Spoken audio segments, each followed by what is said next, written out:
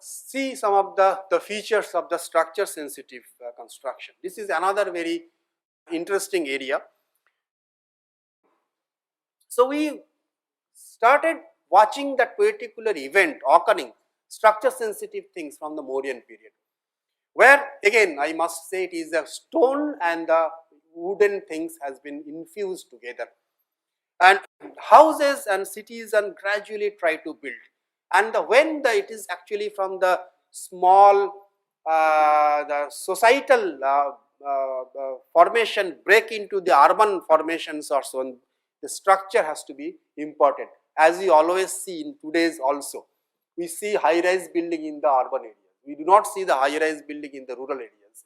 So where there is a society is now clubbing together and making kind of a city or something like that, to enhance the resource, we have to think of some kind of the structure sensitive material, and that kind of thinking probably came in the Mauryan period, where they used to exploit that.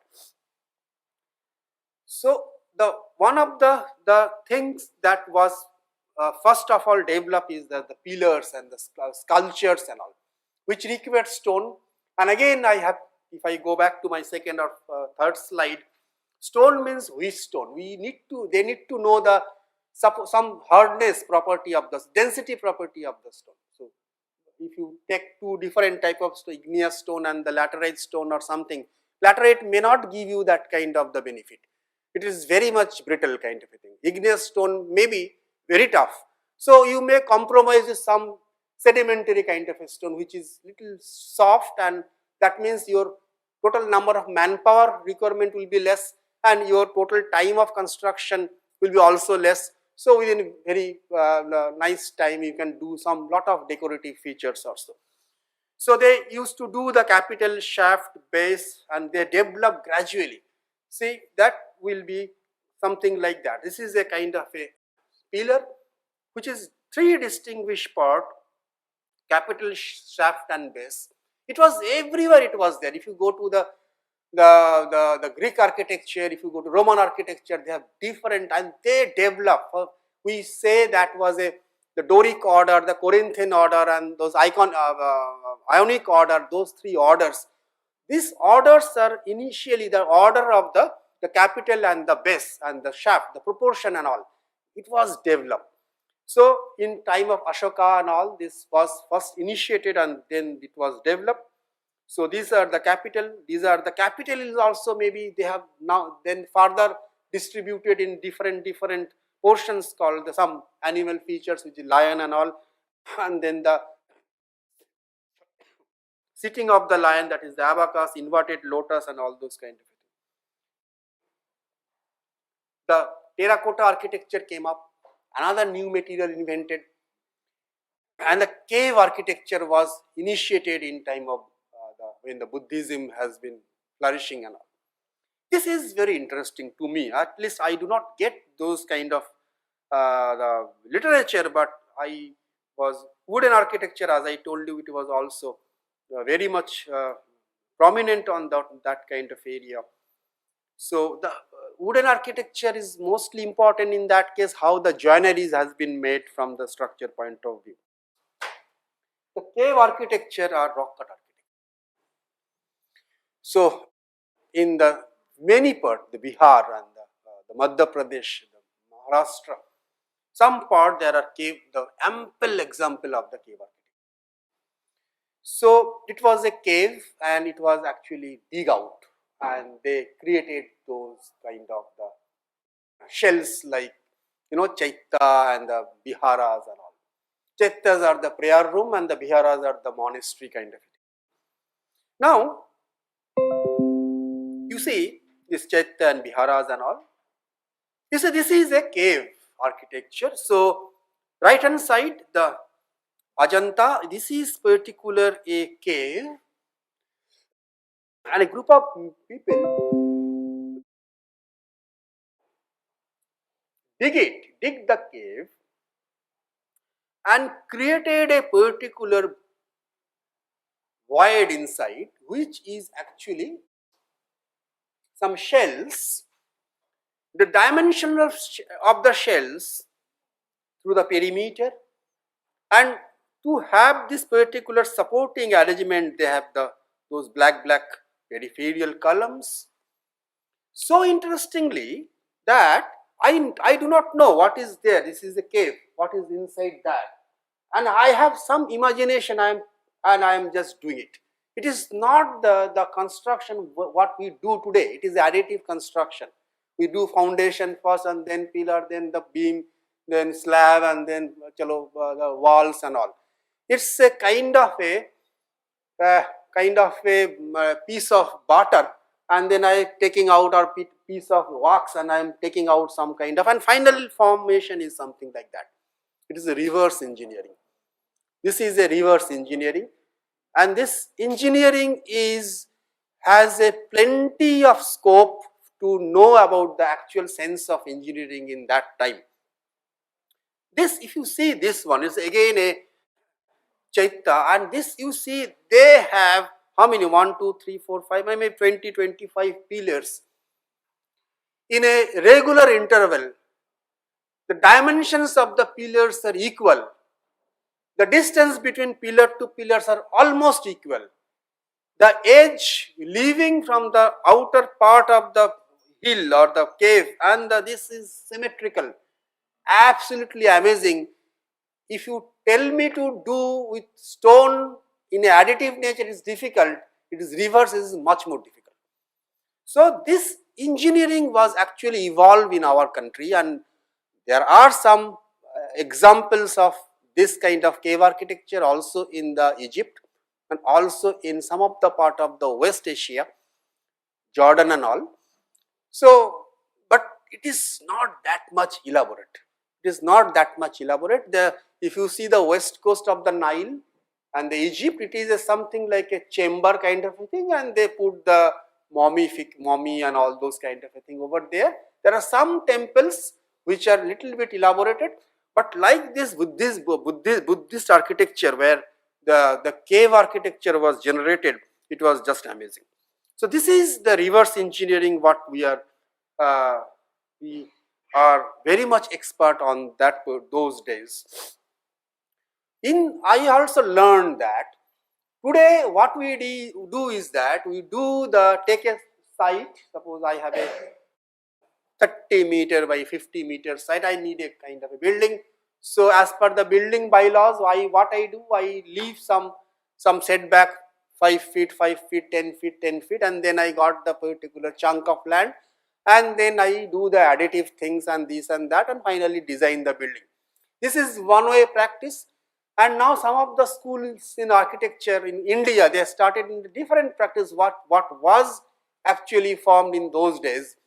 They actually find out the center point of the mass, center point of the land, and from there they evolve the circulation patterns and all, and finally come down to a kind of a boundary, where this boundary is negotiated with the present building bylaws boundary also.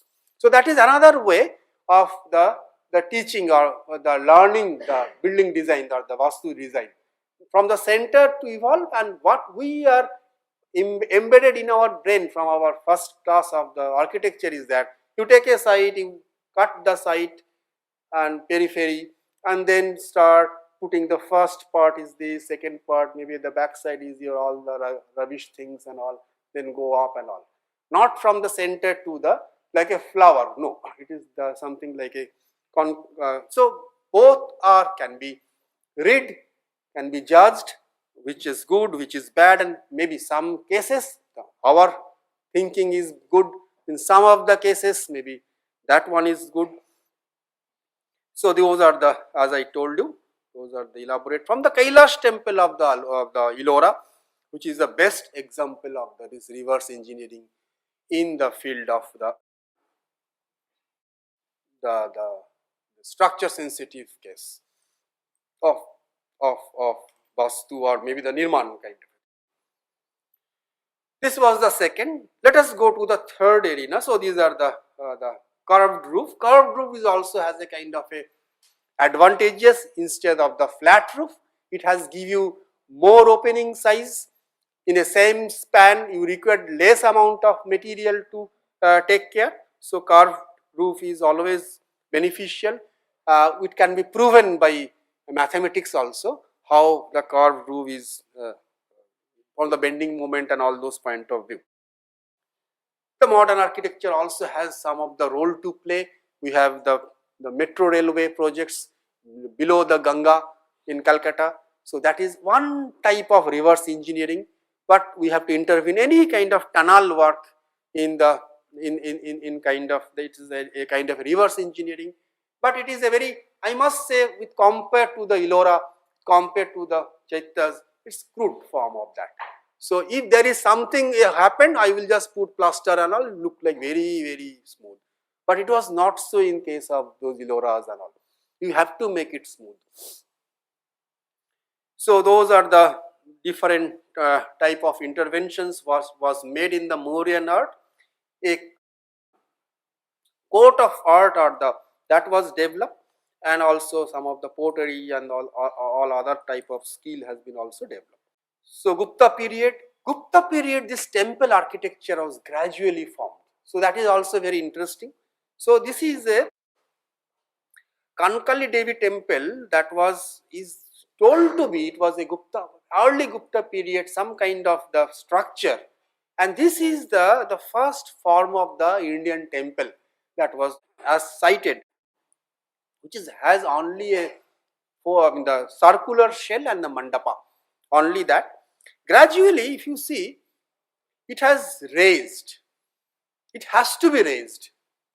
Society wants the temple has to be raised because it is a place of God. So he has to, or she has to be in a higher level. Okay, so if you go to in Bengal, in Jamindar's house, any Jamindar's house who ruled a particular land, maybe from 100 years or so, you see their house is also having a high plinth. They stand in a particular high level and dictate the people that do this, do that, don't touch this, don't do that, don't come to that. So that hierarchy in the society was actually shown by the height of the plinth, that I am in a higher level also. But here the temple has to be lifted up because the virtue of that is the highest, he actually guided us or whatever. So the second, another very important thing has been seen here is that there is a production or the ambulatory kind of a the path has been described in this particular temple. The next, if you see, the shikhara has been developed. So the difference between this and this is flat, this is flat. They started the shikhara development. Shikhara development is another way, one of the way that you can actually, height of the total structure can be increased, and that will be a kind of a signature, the building in your place or in your areas or so. So gradually it was, and whenever these gradual changes are formed, there is a challenge from the new material, there is challenge from the structure. How I am going to make the shikharas. So that was developed, that thinking, that process was developed, and that was very interesting. And then maybe the again the barrel kind of a long, that one kind of the rectangular kind, how I can fit into the longer kind of a thing, that can be also thought of. And finally, this was the one of the temple which was this roof was afterwards erected, it was destroyed. The circle and how the dome, that was also their practice. Very difficult to actually make a dome by wooden, I mean stone kind of a features with a dome in a circular. So they practiced, that was the success in that way. So gradually you see the flat roof to the roof is now in a kind of a triangular, the pyramidical roof, which is shikharas, and then they try with a barrel vault, and then they try with the how they can create the dome. So this kind of formation was seen in the period of Gupta period totally, and then it was these are the test bed, I must say. These are the not very prominent temple structure in India, but those are the test bed.